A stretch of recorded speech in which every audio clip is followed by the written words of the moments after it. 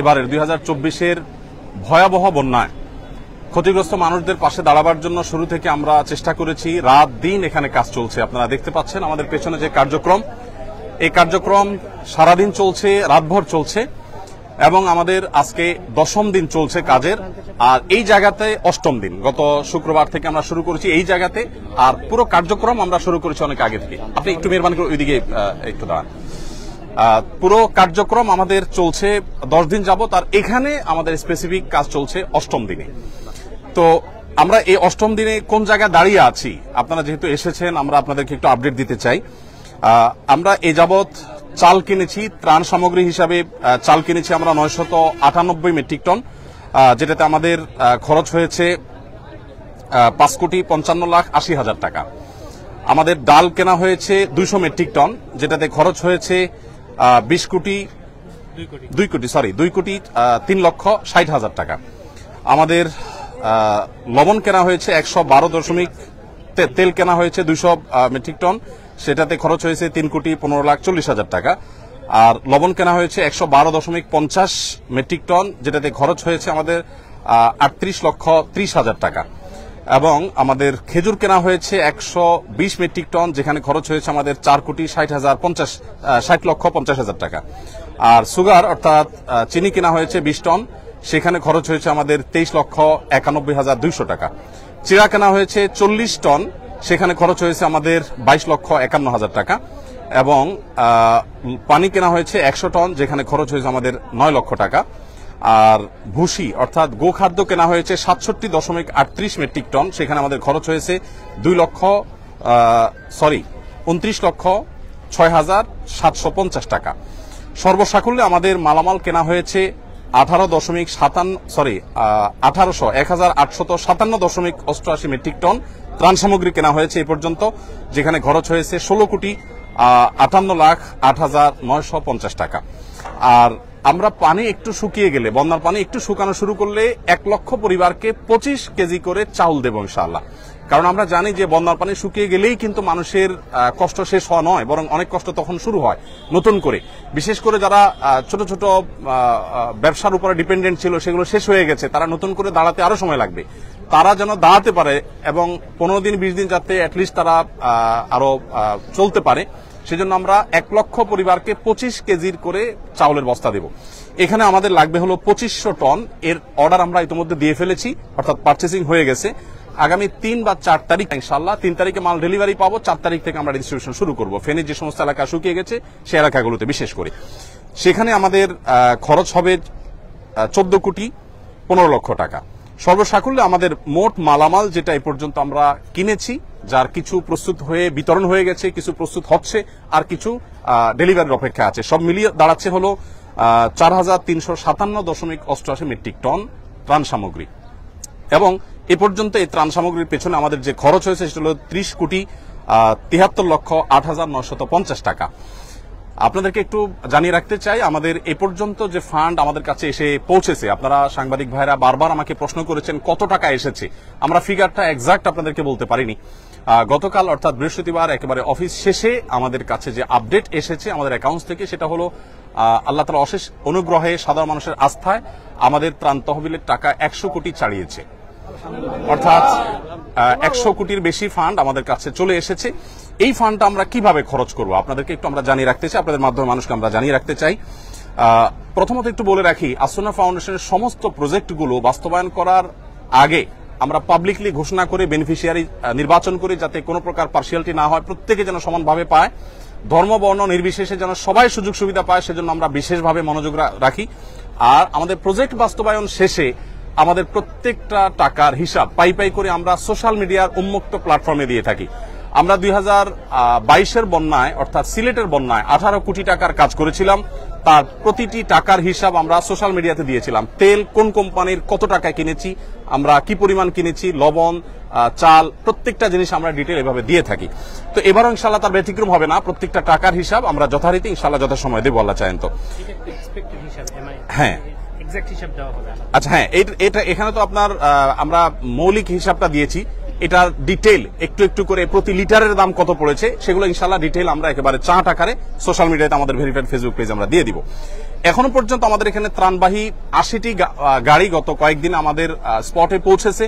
আবার সেনাবাহিনীর মাধ্যমে আমরা অনেকগুলো কাভার্ড ভ্যান হস্তান্তর করে দুর্গম এলাকাগুলোতে তাদের মাধ্যমে বিতরণ করেছি আমরা। আজকে আমাদের এখানে যে কাজ চলছে, আজকে আমাদের এখানে সকাল থেকে জোহরের আগ পর্যন্ত 8টা কাভার্ড ভ্যান ফিল আপ হয়ে চলে গেছে এবং আজকে সর্বসাকুল্য আমাদের 23টা কাভার্ড ভ্যান ইনশাআল্লাহ ভরবে। এখানে যে কাভার্ড ভ্যানগুলো আছে এগুলো মাল আনলোড হওয়ার পর আবার লোড হওয়া শুরু হবে। একদিক থেকে আনলোড হয় আর দিক থেকে লোড হয়। এখানে প্রতিদিন 2 থেকে 2,500 মানুষ কাজ করছে, সবাই স্বতঃস্ফূর্তভাবে কাজ করছে। এখানে ঢাকা ইউনিভার্সিটির সম্মানিত প্রফেসর, সিনিয়র প্রফেসর আছেন, কাজ করছেন, আমি চিনি ব্যক্তিগতভাবে। এখানে বাংলাদেশ সেনাবাহিনীর কর্মরত ব্যক্তিবর্গ, সদস্যগণ তারা আছেন, কাজ করছেন ছুটির দিনে। আবার এখানে কয়েকজন হিন্দু ধর্মাবলম্বী ভাইয়েরা কাজ করছেন এবং আমাদের আজকে দুপুরের খাবার ছিল বিরিয়ানি।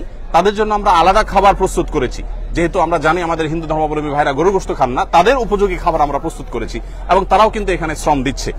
আমাদের একজন অটো রিক্সা চালকের সন্ধান আজকে আমরা জানতে পেলাম যে তারা থেকে আমাদের ইউনাইটেড ইউনিভার্সিটি ওই জায়গা থেকে এইখানে কেউ ত্রাণের কাজে আসছে বললেই তাদেরকে ফ্রি তিনি আনা নেওয়া করছেন। তিনি আমাদেরকে বলেনও নাই, প্রকাশও করতে চান না, কিন্তু সামহাও আমরা জেনে গেছি। তো স্বতঃস্ফূর্ততা কতভাবে হতে পারে, কত ধরনের হতে পারে, সেটা আসলে আমরা আপনাদেরকে বলে বুঝাতে পারবো না যে মানুষ কতভাবে স্বতঃস্ফূর্তভাবে কাজ করতে পারে এখানে, সেটা এখানে চলছে। তো আমরা একটু আপনাদেরকে জানিয়ে রাখতে চাই যে যত টাকা আমাদের কাছে এসছে এবং এক্সপেক্টেড আরো যে টাকা আসবে, আমরা কিছুদিনের মধ্যে ইনশাআল্লাহ আমাদের ফান্ড ক্লোজ করব, অর্থাৎ এই তহবিলে আর আমরা ডোনেশন সংগ্রহ করব না। আমাদের প্রত্যেকটা প্রজেক্ট বাস্তবায়নের ক্ষেত্রে আমরা এই নীতিমালা ফলো করি। একটা নির্দিষ্ট সময়ের পর আমরা বলে দেই এই প্রজেক্টে আর কোনো টাকা দেওয়া যাবে না, আমরা অফ করে দেই, কারণ আমাদের একটা প্ল্যান থাকে, প্ল্যান অনুযায়ী আমরা সাধারণত কাজ করে থাকি। তো এইবারে আমরা যেটা আশা করছি, যেটা করব, সেটা হলো খাদ্যে ইতিমধ্যে আমরা 30 কোটি 73 লাখ টাকা খরচ করেছি, যেটার মধ্যে 2500 মেট্রিক টন চাল আমরা 4 তারিখ থেকে বিতরণ শুরু করব। আর এর বাইরে কৃষি এবং ব্যবসা যে ক্ষতি হয়েছে আমাদের, কৃষকদেরকে তাদের পুনরায় কৃষি কাজ শুরু যেন করতে পারে, সেজন্য আমরা তাদেরকে অর্থ সহায়তা দিব। আমরা আসুন্না ফাউন্ডেশন থেকে ক্ষুদ্র ঋণ, সেটা আপনার সুদমুক্ত হোক আর সুদযুক্ত হোক, কোনোভাবে আমরা সুদ ঋণ দেই না, বরং আমরা সম্পূর্ণ ডোনেশন দিয়ে তাদেরকে দাঁড়াবার জন্য আমরা সহায়তা করি। তো সেই জায়গা থেকে কৃষি এবং ব্যবসা বলতে ছোট ছোট ব্যবসায়ী, একজন মুদি দোকানদার, তার দোকানটা পুরোটা পানিতে আপনার শেষ হয়ে গেছে, তখন তাকে আবার একটা দোকান আমরা দাঁড় করে দেওয়ার জন্য কাজ করব। এই খাতে আমরা 30 কোটি টাকা খরচ করার পরিকল্পনা প্রাথমিকভাবে হাতে নিয়েছি, যে আমরা কৃষি এবং ব্যবসায় 30 কোটি টাকা খরচ করব। আমরা জানি যে প্রচুর মানুষ গৃহহীন হয়ে গেছেন, যারা গৃহহীন হয়ে গেছেন সেই মানুষগুলোর জন্য আমাদের পরিকল্পনা হলো যে আমরা 30 কোটি টাকা ইনশাআল্লাহ খরচ করব এই খাতে। অর্থাৎ যারা গৃহহীন হয়ে গেছেন, কাউকে হয়তো আমরা 10,000 টাকা দিয়ে সহায়তা করব, কাউকে 20,000 দিয়ে, কাউকে 1 লাখ দিয়ে। এটা ভ্যারি করবে যে কার অবস্থা কতটুকু, অর্থাৎ ক্ষতি কি পরিমাণ হয়েছে। কারণ আমরা জানি সবার একরকম ক্ষতি হয় নাই, কারোর একেবারে শেষ হয়ে গেছে সব, তাকে হয়তো 1 লাখ টাকা আমরা দিব।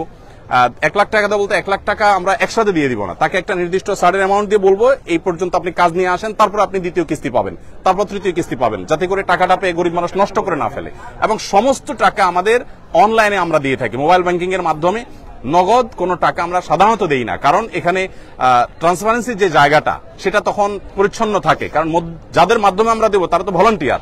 তো কারোর কাছে আমি টাকা দেবো, সে আবার হস্তান্তর করবে, এটা আমরা করি না। আমাদের যে বেনিফিশিয়ারি, তাদের যে ডিটেল, সেই ডিটেল পাওয়ার পর আমরা সেই ডিটেল অনুযায়ী তাদের কাছে আমরা পাঠিয়ে দিব অনলাইনে, মোবাইল ব্যাংকিং এর মাধ্যমে। তাহলে কৃষি এবং ব্যবসায় 30 কোটি এবং গৃহ নির্মাণে 30 কোটি এবং শিক্ষায় 20 কোটি টাকা আমরা খরচ করার সিদ্ধান্ত নিয়েছি। কারণ আপনারা জানেন শিক্ষার খাতে আমাদের প্রচুর ক্ষতি হয়েছে, বিশেষ করে আমাদের যে সমস্ত শিশুরা, অনেকের আপনার বই পুস্তক নষ্ট হয়ে গেছে, পড়ালেখা পিছিয়ে গেছে, তাদেরকে আমরা স্বেচ্ছাসেবীদের মাধ্যমে কিভাবে পিছিয়ে পড়েছে তাদেরকে উদ্ধার করার, সেজন্য আমরা কাজ করব।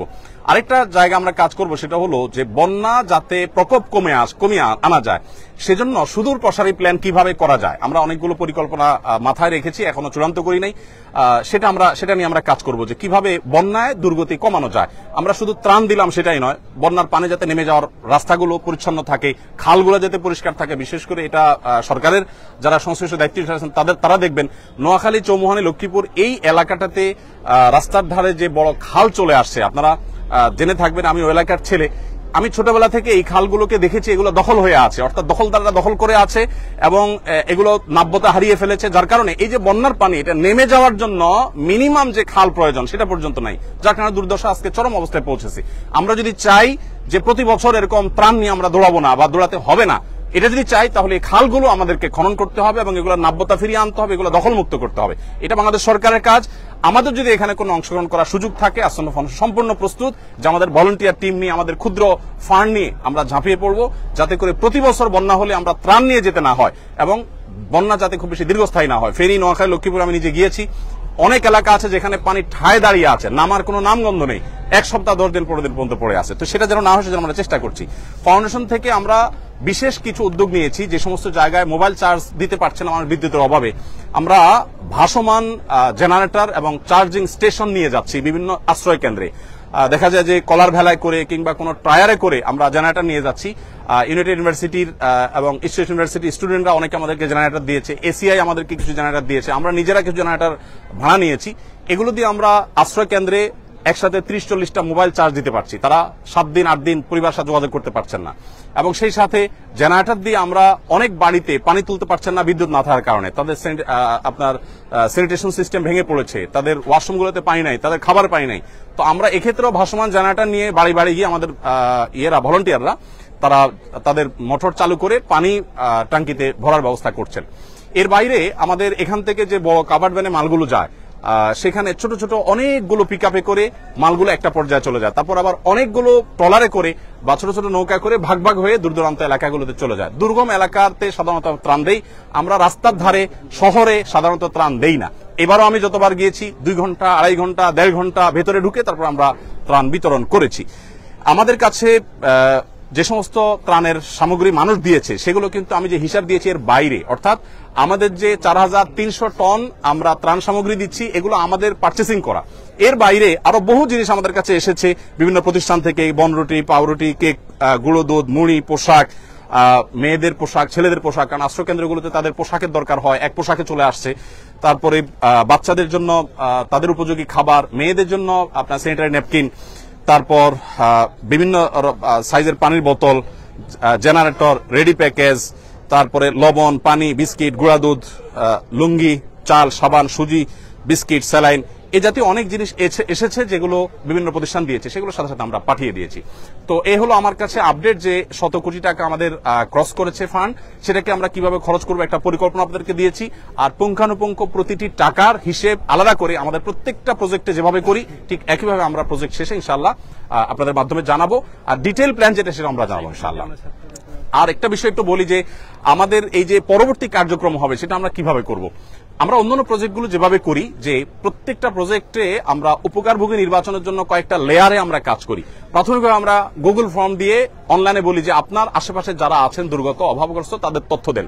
যেমন বৈষম্যবিরোধী ছাত্র জনতার আন্দোলনে যারা মারা গেছেন তাদের জন্য আমরা ইতিমধ্যে বলেছি যে আমরা 5 কোটি টাকা বাজেট আমরা দিয়ে দিয়েছি, আরো 5 কোটি টাকা করার আমাদের স্বপ্ন বা পরিকল্পনা আছে। তো এইখানে কাজ করবার জন্য আমরা গুগল ফর্ম দিয়ে দিয়েছি যে আমরা কোনো লোক নির্বাচন করব না, আপনারা সাধারণ মানুষ সারা দেশ থেকে তথ্য দেন। তথ্য দেওয়ার পর এই বন্যার ক্ষেত্রে একই আমরা তথ্য নিব। তথ্য দেওয়ার পর যে সমস্ত স্টুডেন্টরা আছেন, কলেজ ইউনিভার্সিটি পড়ুয়া স্টুডেন্টরা আছেন, তারা অনেকে আমাদের স্বেচ্ছাসেবী, তাদেরকে আমরা এলাকায় পাঠাবো এই তথ্যগুলো ভেরিফাই করার জন্য। প্রত্যেকটা তথ্যের সাথে বাস্তবে মিলানোর পর তারা সুপারিশ করবেন, স্থানীয় ইমাম সাহেবরা সুপারিশ করবেন। এর পরের ধাপে এসে আমরা ইমপ্লিমেন্টেশন যাব, অর্থাৎ তাদেরকে উপকারভোগী আমাদের সেই সেবাটা আমরা তাদেরকে দেব, যাতে করে উপযুক্ত ব্যক্তি পান। এখানে মাঝখান থেকে কোনো সুবিধা যেন নিতে না পারে অবৈধভাবে, অনৈতিকভাবে, সেজন্য আমরা খুবই সচেষ্ট। তো এই হলো মোটামুটি আমাদের কার্যক্রম। আর এর বাইরে যদি কোনো বিশেষ প্রশ্ন থাকে আপনারা করতে পারেন। আমার একটা প্রশ্ন ছিল, জি, অনেক আগে তো আসলে সোশ্যাল মিডিয়াটা অ্যাক্টিভ ছিল না, যেহেতু এখন সোশ্যাল মিডিয়ার যুগ, প্রচারের ব্যাপার থাকে, যেহেতু অনেকের প্রাণীগুলো হয়, তো প্রাণের যে ব্যাপারটা থাকে এখানে অনেকভাবে ছবি দিচ্ছে, অনেক কথা বলছে, ইসলাম কি বলে বা এটা নিয়ে যদি আপনি একটু। খুবই গুরুত্বপূর্ণ প্রশ্ন। আমরা যারা ত্রাণ কাজে নিয়োজিত আছি আমরা অনেকেই ফটো সেশন এত বেশি করি যে ফটো সেশনটাই যেন মুখ্য। এটা খুবই দৃষ্টিকটু। ইসলামী দৃষ্টিকোণ ভাই জানতে চেয়েছেন, আমি সে আলোকে যদি বলি, ইসলামী দৃষ্টিকোণ থেকে মানুষকে দেখাবার উদ্দেশ্যে কোনো কাজ করলে সেটার কোনো রিওয়ার্ড আল্লাহর কাছে আর পাওয়া যাবে না, বরং সেটা ভালো করতে গিয়ে আরো খারাপ হওয়ার সম্ভাবনা আছে। বিশেষ করে বন্যার ক্ষেত্রে আমরা বলি যে বন্যায় ধনী গরিব একাকার হয়ে যায়। এখানে একজন মানুষ হয়তো তার ছেলে প্রবাসে থাকে, তার বাবাকে যদি আমরা ত্রাণ দেওয়ার সময় ছবি তুলি, ভিডিও করি, অনেক বেশি ফটো সেশন করি, ছেলে দেখে নিশ্চয়ই সেটা তার কাছে ভালো লাগে, কাজ করবে না। এই জন্য আমি আপনাদের মাধ্যমে বিনীতভাবে আহ্বান করতে চাই, যারা ফিল্ডে কাজ করছেন তারা যেন এই কাজটা না করেন। আজকের দিনে অন্তত 3টি মেসেজ আমি আমাদের টিমকে দিয়েছি, অর্থাৎ আমাদের টিম যারা কাজ করছে তাদের আমি বলেছি যে খবরদার ফটো সেশন নির্ভর কাজ যেন না হয়। হ্যাঁ, কিছু ফটো আমাদের নিতে হয় আমাদের ট্রান্সপারেন্সির জন্য, যেহেতু আমরা সোশ্যাল মিডিয়ার মাধ্যমেই ফান্ডটা পাচ্ছি, অতএব সোশ্যাল মিডিয়াতে তো আমাদের জানাইতে হবে। আমাদের অনেকে বলছেন ভাই অমুক এলাকায় কোনো কাজ হচ্ছে না, অথচ সেই এলাকাতে স্টিল আমি নিজে আছি। তখন আমাকে মেসেজ করা হচ্ছে ভাই এই এলাকাতে আপনাদের কোনো টিম যায় নাই। আমি বললাম আমি স্টিল ওখানে দাঁড়িয়ে আছি। এখন আমি যে দাঁড়িয়ে আছি এটা প্রমাণ করার জন্য তো ওখানকার কিছু ছবি, কিছু ভিডিও আমাদেরকে দিতে হয়। এটা হলো আমাদের ডোনারদের কাছে আমাদের যে জবাবদিহিতার জায়গাটা, সেটাকে পরিষ্কার করবার জন্য। কিন্তু এখানে আমরা চেষ্টা করি কোন উপকারভোগীর ছবি যদি আমরা প্রচার করি যথাসম্ভব ব্লার করে দেওয়ার। হ্যাঁ, এর বাইরে কাউরটা প্রচার করলে আমরা জিজ্ঞেস করে নিই যে আপনার ছবি আমরা প্রচার করতে পারে। অনেকে খুব খুশি মনে বলেন, নিজেই ফটো সেশন করেন যে হ্যাঁ আমার ছবি সহ যাক, কোনো অসুবিধা নেই। তো আমরা দায়িত্বশীলতার রক্ষা করার চেষ্টা করছি। তারপর আমি আহ্বান করব আমাদের টিম মেম্বারদেরকে, আমরা বলি অন্যদেরকে আহ্বান করব যে আমরা যেন এই ত্রাণ দিতে গিয়ে অন্তত ফটো সেশনটা খুব বেশি না করে ফেলি, প্রয়োজনের বাইরে যেন না করি, এটা আমাদের না করা উচিত।